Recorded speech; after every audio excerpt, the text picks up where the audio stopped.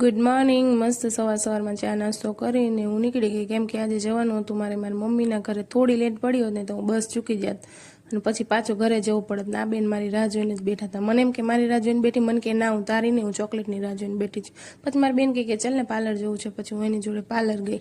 મારે તો કંઈ કામ હતું નહીં, એનું કામ પત્યું ત્યાં સુધી હું બેઠી. અને આ બેને મંગાવી હતી કેક. મને કહે કે તારે મને લઈ જવી છે કે મારી માટે કેક લઈ આવી છે. તો હવે એને તાપમાં તો હું એને ક્યાં લઈ જાઉં. મેં કીધું સારું ચાલ હું કેક લઈ આવીશ. અને મીઠુડી બહુ છે બાપા, વાતો કરતી જાય ને ખાતી જાય. ખાવામાં મીઠુડીને બોલવામાં. મારી બેન કે લાય મહેંદી મૂકી દઉં. મારી બેને મૂકી દીધી મહેંદી ને એને કાઢવાનું કામ આ બેને કર્યું. અને પછી મારી ડુગુ છે ને બની હતી ડોક્ટર. શું કરું તમે નહીં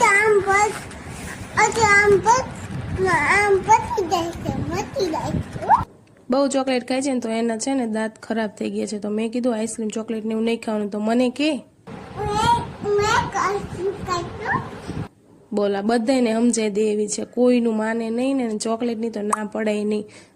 રડીને લે પાછી, અને આરામથી રડે. આખો દિવસ રડે ને તોય થાકે નહીં એવું રડે. અને આજે તો આખો દિવસ મારા ડુગુમાં કેમ જતો રહ્યો ને ખબર જ ન પડી.